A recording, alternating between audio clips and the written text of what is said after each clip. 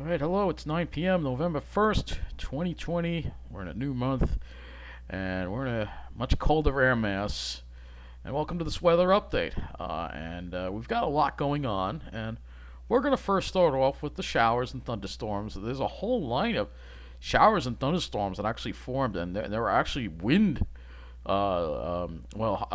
warnings out for these because of strong winds. You could see them moving out over there, and this is the actual with the actual cold front as it's moving east, and you can see it's really starting to blossom. I'm not seeing any lightning. I already looked at the lightning detection, but this is quite an impressive little line here of heavy showers. You see this now. You see this sometimes in the winter when you get these fronts, low-topped convection that will form because we have you've seen that. It's similar to what you get with an Arctic front in the winter, and you get the snow squalls. Well, this is what's going on over here. So quite impressive, and we're going to also look at the rainfall and all that other stuff. But before I get started with that, let's look at the briefing on the strong wind event for tomorrow from the National Weather Service. So we have a strong cold front will cross the region this evening with an isolated thunderstorm possible and gusty winds in its wake. Strong winds are expected to cross the entire local tri-state area on Monday. We're going to have a strong cold frontal passage. That's what happened this evening. And then behind it, strong winds 20 to 35 miles an hour with gusts 40 to 55 miles an hour on Monday. Could be scattered trees and power lines downed. And so the wind advisory is going from 6 a.m. to 6 p.m. Monday for the local region. Gale warning in effect for all the waters. And there could even be snow showers possible Monday morning, particularly in the hilly terrain north and northwest of New York City because of that instability. So that's what we got with this deep trough that's coming across our area. And I want to look at the climate report and see if we can get the climate report for both Central Park for the month and also Islip. So I think that's October, so that one's not done yet, I guess. All right, so we may not have we'll have to go to the preliminary one. So let's see if we've got the preliminary here. This is the preliminary. All right, so at Central Park, the average monthly temperature, and this is pretty much good enough here, the average monthly temperature was 57.9, and that is 1 degree above normal. The precipitation for the month was 5.05, and that's 0.65 above normal. Central Park was a full degree above normal for October. So let's go and look at Islip. Where did it go? Okay, here we go. So this is Islip. And we will look at the departure from normal for Islip. So Islip had a much bigger departure from normal. Average monthly temperature was 56.8, which is 2.5 degrees above normal.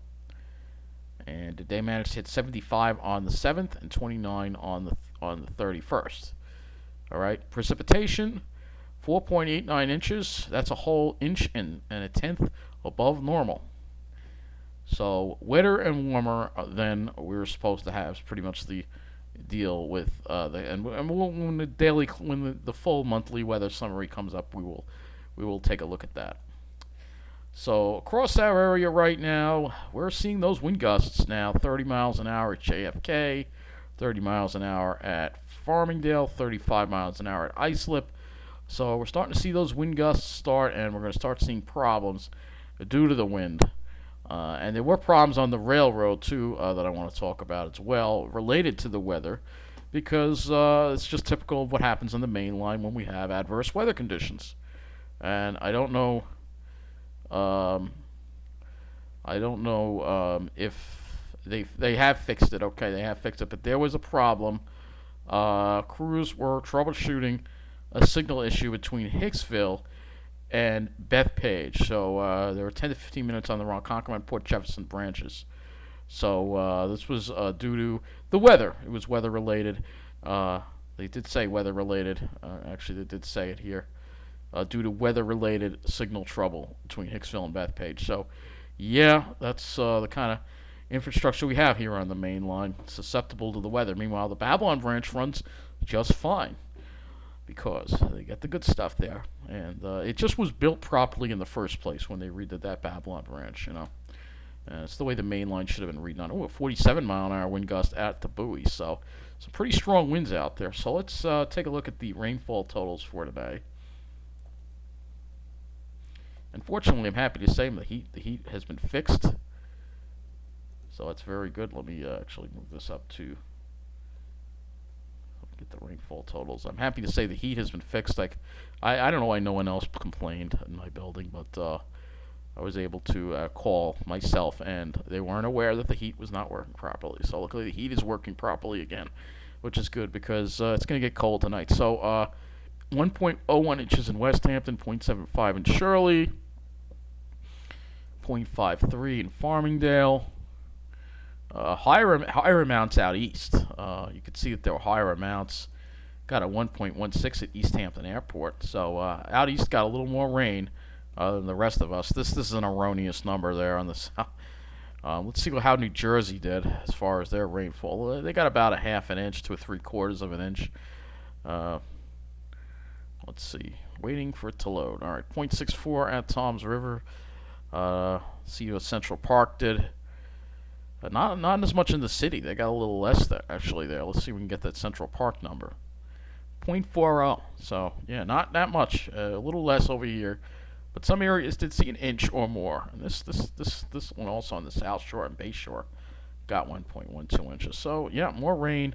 But it is a new month, so it doesn't go into October's rainfall totals. So, let's talk about Eta. This thing has formed, and it's on its way. It's on the cusp of becoming a hurricane right now. Tropical Storm Eta. So let's look at the latest public advisory on Eta. Eta is expected to strengthen into a hurricane later tonight. Will bring life-threatening storm surge, damaging winds, and flash flooding and landslides to portions of Central America. So as of 7 p.m., its location is 14.9 north, 79.5 west. About 245 miles east of Cabo Gracias U.S. on the Nicaragua and Honduras border, and about 265 miles east-northeast of Puerto Cabezas, Nicaragua. Maximum sustained winds, 70 miles an hour, moving west at 14 miles an hour. Minimum central pressure, 989 millibars to 9.20 inches. Again, maximum sustained winds have increased to near 70 miles an hour, and they extend outward up to 140 miles tropical storm force winds from the center. This storm it's amazing how once these storms form, it's like they come hurricanes like right away. I don't ever remember this happening in any. It seems to be more of a trend, especially this year, that we've been seeing that. So let's look at the warning cone. And you'll see here it becomes a hurricane, and it looks like it makes a landfall. It looks like more into Nicaragua at this point. And this is going to be a terrible disaster for them. Terrible. And then it's going to go in over the mountains in these areas, and it's going to just produce tons of rain. There's going to be lots of flooding in these mountainous areas where they have poor drains. So another horrific natural disaster that we are witnessing. They just keep adding up one after another. This is Eta. Now we're in the second set of Greek names. It's absolutely insane. So we've already now officially tied the record for the most storms ever, and we're going to break it for sure. So let's take a look at what this thing looks like on the satellite here. This is Tropical Storm Eta on the satellite. Here it is from the Tropical Tidbits website. Waiting for it to load, and you can clearly see, look at that convection blossoming, and you could really see it starting to take shape as it's heading toward the Nicaragua and Honduras border right over here. It's just amazing how quick these storms just strengthen the way they do. Literally, it was just a depression last night, and now it's on the cusp of becoming a hurricane within a matter of 24 hours or less, which is pretty crazy when you think about it. So let's take a look at the models here for the global models, see where this thing's going, and you can see this thing tracks it in, but then it brings it back over the water again. And we were watching for a second system and seeing if this is just going to be from the remnants of Eta. Um, we don't know if it's gonna keep the name Eta or not, but look at this. I mean, this, and they were kind of all over the place. They don't know what to do with it. It's not moving very fast because there aren't a whole lot of steering winds in that area to move things along. And this is the intensity guidance, folks, and this is pretty scary. So look at this. A lot of the models bring this up to a Cat 3. It's crazy how fast it's going to strengthen. By tomorrow, we could be talking about a Category 3 hurricane heading for Nicaragua. How crazy is that? Absolutely craziness that we're seeing here in the tropics. I could not ever remember seeing all this. But the Eta is going to become a monster for sure.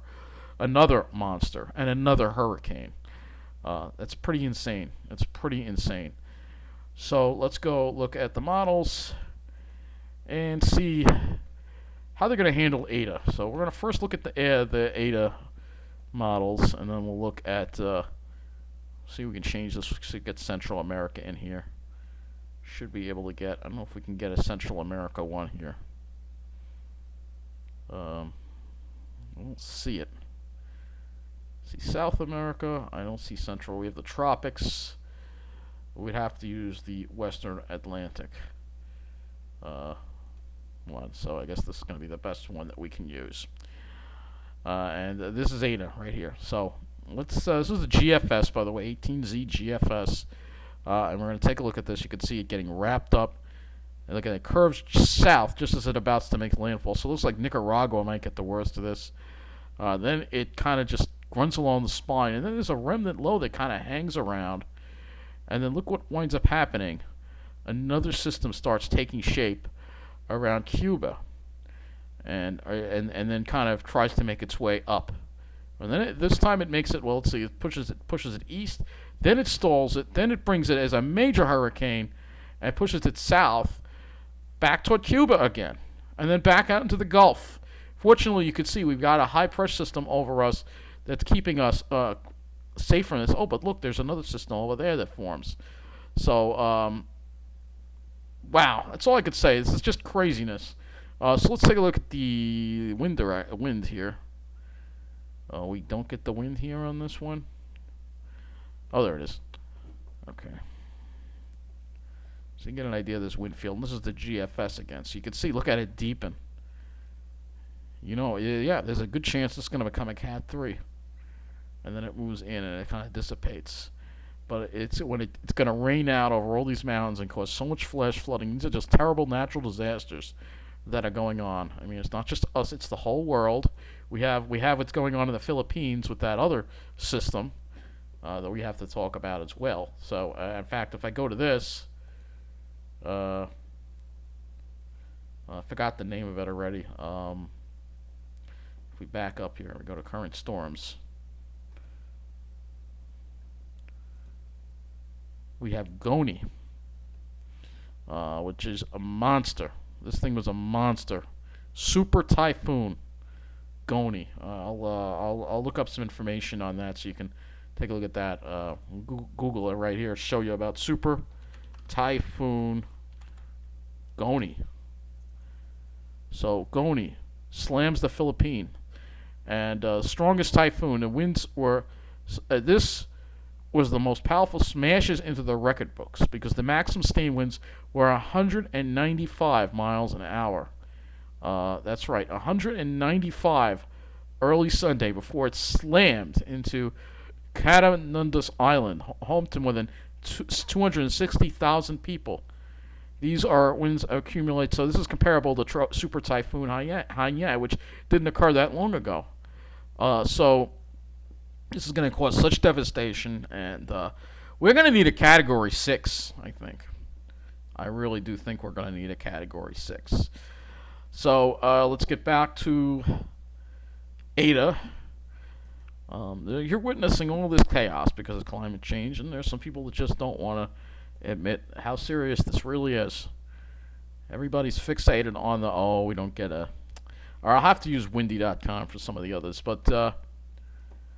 the media is just so fixated on the virus, and this climate crisis is really the thing that's really going to bring humanity to its brink, not this virus. I mean, the virus is horrible. I'm not saying it's not, but what's going on with that climate is very, very disturbing and a real threat to every creature on this planet.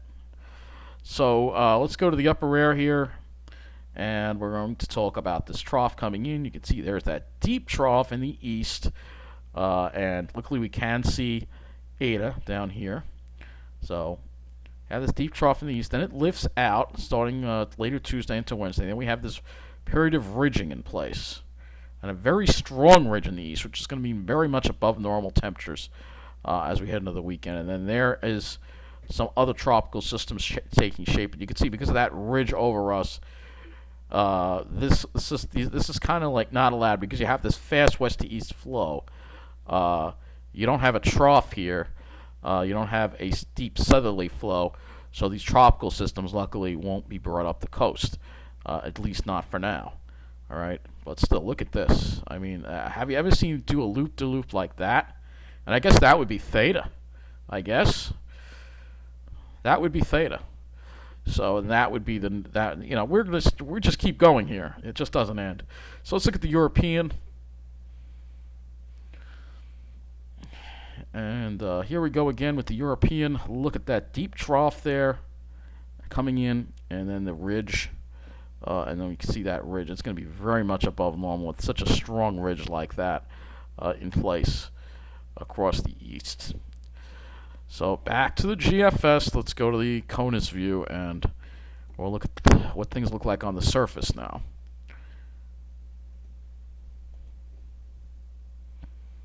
So you can see that big high pressure system coming in, but you can see how tight those isobars are packed across the northeast, which means a lot of wind. And you're going to get short waves in the flow. Here comes a short wave for Tuesday morning that you'll see will pass. And then that high builds in over us, and then we kind of get set up into the return flow, where we're just in a southwest to westerly flow, which is going to keep us warm. You can see, and then the high pressure there, another high pressure builds in. But fortunately, there's no opening for that tropical system to come up the coast. It's just kind of stuck in the tropics, but it can't get kicked out either because of the ridge that's all literally up here. That's not going to let it move northward, or even northeastward for that matter. So let's go look at the closer view of the northeast. And we'll go ahead and look at our chances for precipitation. There may be a couple of chances for precipitation, which may be a rain or snow showers, perhaps, Monday afternoon, Tuesday afternoon from instability. And then we're just dry for a while. We don't see any rain for a while. So after all the rain we've had, we may go through a whole period of 7 days with no rain. So it's going to be very dry. It's going to come very dry over here. After all the rain we've had now, it's going to get very dry again. So this is, again, this is all moving out. We're going to look at the NAM here as well. 18Z NAM. And just to show you, there may be a scattered rain or snow shower tomorrow morning, and then perhaps again on Tuesday with that short wave, but it would be very scattered and light, but you might see some virga in the sky, mainly because it's probably not going to reach the ground. So let's go back to the GFS here and look at our temperatures, because they're taking a nosedive as we speak as this cold air comes in, and enjoy it, because after that it's going to get warm. So by the morning, we're going to probably be at the freezing mark, probably 30 to 35 degrees, and then we struggle, especially on Long Island, to make it up to 40 degrees. New Jersey might be able to make it up to like 43 or 44, but we're going to struggle to reach that 40-degree mark. And another cold one for Monday night to Tuesday, and then Tuesday we see a little more moderation.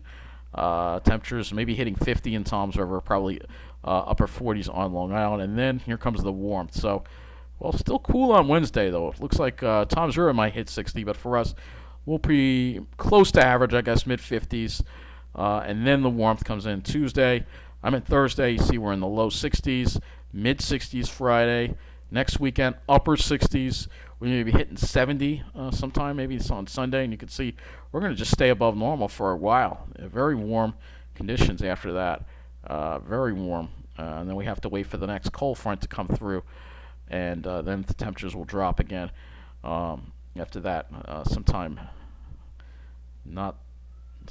next, it would be 2 weekends from now. So that's kind of a ways away, kind of hard to predict, as you can see. We'll look at the dew point levels too. Hopefully this will be dry warm air and it won't be humid warm air, so you can see those really low dew points. And we also have to look at the winds too as well. You can see all the wind barbs there. So we do see some dew points rising, but I don't think it'll, because it's not a southerly flow, I think that humidity should not be an issue, fortunately. So let's go look at the wind speeds. GFS, because we're going to be dealing with some strong winds as we head into tomorrow. So you see those strong winds. There you go. Look at that. Very strong winds, especially over Long Island, eastern Long Island, especially sustained winds 25 to 30. And we see that wind kind of linger into Tuesday, not quite as bad. And then by the afternoon, it finally backs off, and then we don't have to deal with that wind anymore. But that's some pretty strong wind that we're going to be dealing with here. So let's see if we can get any clear skies out of this. And we're probably going to see a lot of instability cloudiness because of the steep lapse rates in the atmosphere. You can see starting off a lot of clouds, and still going to have a decent amount of clouds around. So, you know, call it partly sunny. It won't be overcast, but it'll be sun and passing clouds. Very windy, of course. Here's Tuesday. May even see more clouds on Tuesday with that short wave that's going to come through, and then we'll finally clear it out. We should have a nice sunny day on Wednesday, and then Thursday. And then as we get into that warm pattern, we'll be dealing with some cirrus probably from time to time.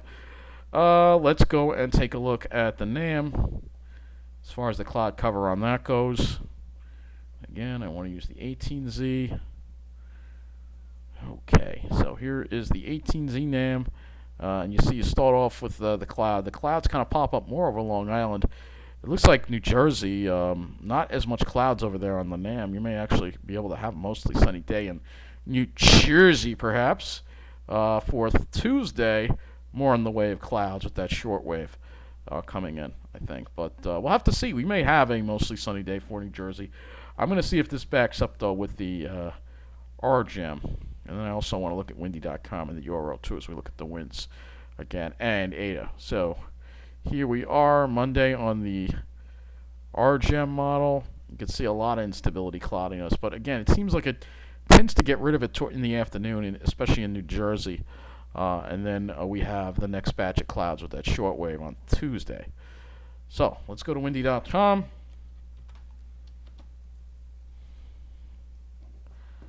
And let's go and look at, this is the European model, all right? So we're going to look at our winds, and then we're going to look at the winds for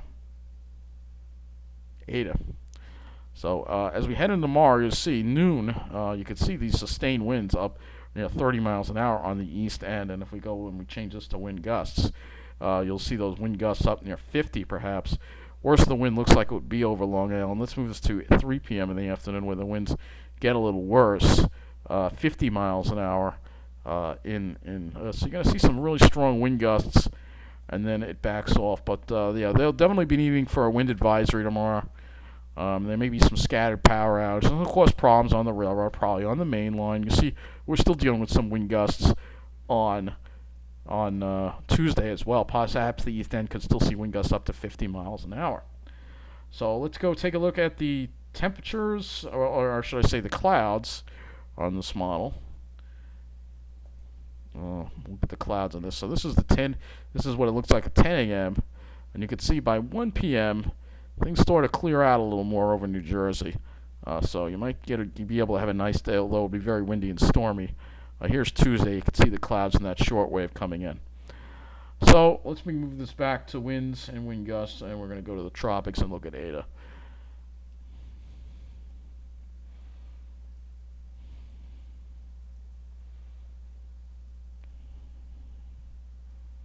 Alright, this is way ahead. I gotta push this. Alright. This is the current one. This is Eta right now, and this is looking at the European model here. Here it is at 12 noon tomorrow, and yeah, this is for some reason it's not really intensifying it that much. We know this is wrong, so let me use the GFS. It doesn't seem to want to give us proper information here. The GFS is even giving us proper information here. Yeah, all right. This is the GFS, and you can see it intensifying as it heads in. And here you go with those strong winds here. Definitely be a hurricane by tomorrow afternoon, and then it's good. It's going to strengthen even more. And again, it's really hard to say with these models. You can see there's that little area of white. That could be where your winds could be approaching 100 miles an hour, perhaps. I wish this had the NAM on this, but I guess it doesn't. Oh, yeah, right. The NAM doesn't cover this area, so we can't even use the NAM. But again, this storm is intensifying ahead of models again. So I'd say it's just kind of pointless to look at the models. We have to kind of just follow it as it goes along, and because the models are better for track than they are for intensity. Because these warm waters, the models just cannot handle what's happening over there. So let's look at the satellite, the regular satellite here, so you can see across the area. And I'm going to make this a little longer. Make this a 72 frame satellite here. So you can see the sun setting, and you can see that front coming through over our area. And I'm going to change this to the tropics. Let's see if we can get Gulf of Mexico here. This will show Eta on here. All right, I know I hit it. All right, we're having an issue. It's not loading. Well, I guess that's going to wrap up this weather update. So thank you for watching, and take care.